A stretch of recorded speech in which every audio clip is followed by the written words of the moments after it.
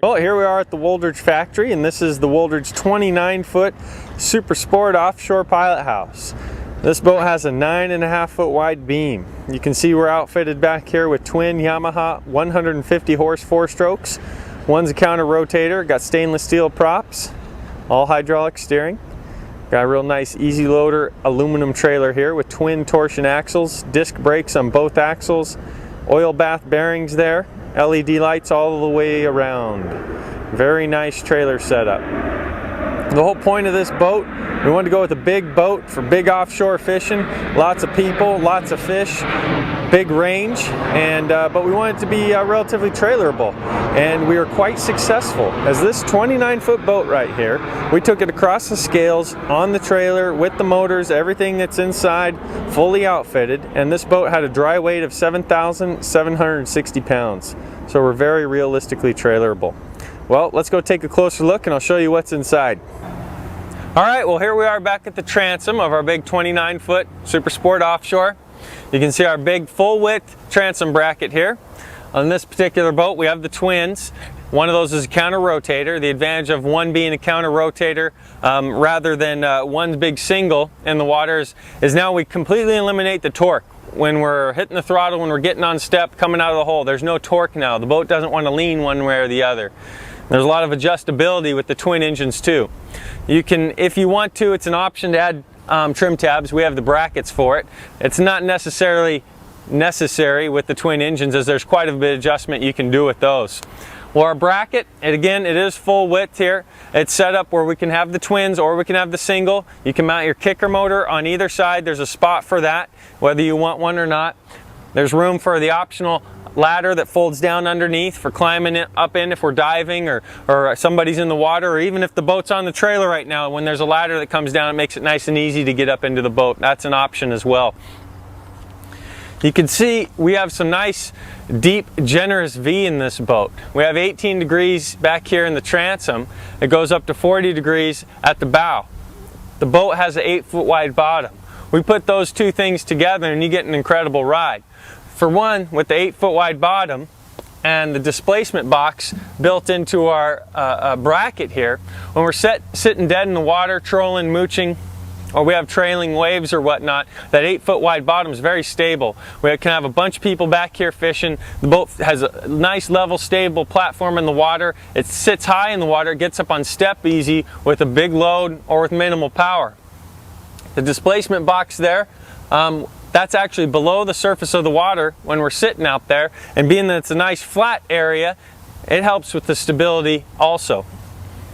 The nice V, when we're up on step, this thing handles extremely smooth in rough water with that much V. Again, the 18 degrees at the transom up to the 40 in the bow. It doesn't fall over in the corners like so many deep V boats do. You're on step and it feels like they're just going to fall over in the corner. This has a very smooth ride back and forth. And that's all due to the shape of the bottom, how much V it has in what parts, and the width. There's a right and wrong combination you got to get here, and we've got the right one. You'll see that when we get out on the water. Well, here we are, we're up on the roof of the boat. And man, this thing's huge. We got a nice big platform up here. We have a nice room to store a few things. We can definitely tie down some crab pots, a small inflatable. There's railings along each side, and we can tie things down from there. You can see our welded rocket launchers in the rear. The roof is strong, so it could take it. I can get up here, it's a nice work spot. It's going to support me just fine. Many roofs out there are just a flat skin with minimal structure. This is different, it's got an arch to it. It can take that stuff. Here we are up on the bow. Got a nice bow cap here. You can put whatever type of anchor system you desire, whether it's a windlass or whatever, Bruce anchor, Danforth. We've put many different anchor systems up here. Down below we have a nice large rope and chain storage down this hole. It actually comes back below where I'm standing here, so it's bigger than it even looks. Up in the front of the roof here, there's many options for electronics such as radar or mounting antennas, whatever somebody wants. Antennas, those can mount on here just as it is. If we want to do some special radar arch, you tell me the shape and we can do it. But usually our standard one comes up about this high. It's a standard option, and we can mount radar. We've done radar boxes here. So whatever form you want for your electronic mount, we can do it. You can see some railings here. These are standard in our Pilothouse package, this shape of railings, the bow rails, though we do other sizes as well. We've continued them all the way up to a point. You tell us what version you like. You can see the forward walk around is nice and gracious. I can get around here just fine. It's not a big deal. All right, well now we're back in the fishing deck area here. You can see there's a pile of room in this area. So we could definitely fish a number of people. I mean, you can see I could fish a good 3 people on this side and still have room. We could do that on both sides. But you can see I'm standing here on our raised self-bailing aluminum diamond plate deck. So if we're washing off all of our fish blood and guts, it just goes out the drain, so it makes it easy cleaning back here. With the gutters along the side, not only is that the gutter for washing our gunk out the side, but also fishing. If I go stand up next to the side of the boat, I can kind of push my feet off this gutter. I feel real secure. Along with the side height and that gutter, it's kind of a spot just to get a little traction so my foot doesn't slip out, you know. I feel good. Anyhow, all around the back of this, we've got railings. These are all standard on both sides. Welded downrigger brackets on both sides. There's 5 welded cleats on this boat, 2 on each side of the boat, and then there's 1 up at the bow cap. So back to our deck here. What's underneath this deck is a 150-gallon welded aluminum fuel tank. What does that mean? Well, that means we have incredible range with this boat. With this exact hull and these motors and the efficiency that they have and in good conditions, you have a range of over 300 miles. Now that's incredible. So you guys who want to get out there and get some of those West Coast tuna, this is the boat to do it. We definitely have the room for all your guys, all your gear. You're getting a big boat. You're going to feel nice and secure going out there.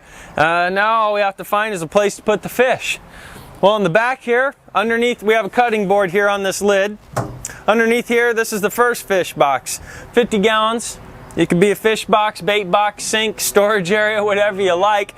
But you can see a spigot here. This is for our optional wash down pump. Whether we're hosing out the fish, cleaning our fish, or we hook a hose to it and wash down the deck or the boat. That's the first one. Then down underneath the floors, there's 2 of these in the floor. These are 85 gallons each. 1 here, 1 over there. You could fit a lot of fish in here. I mean, I could crawl down underneath there if I'd like to.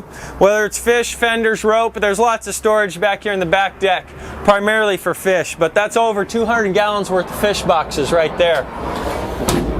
As far as our rods go, besides the rocket launchers we have up on the roof, we have these locking rod locker doors that access our rod storage here. There's 1 of these on each side. The cool thing about this rod storage is it runs full length. It does not stop at the rear wall of the cabin there. It runs all the way up. So our big long rods, we do not have to break them down to lock them up.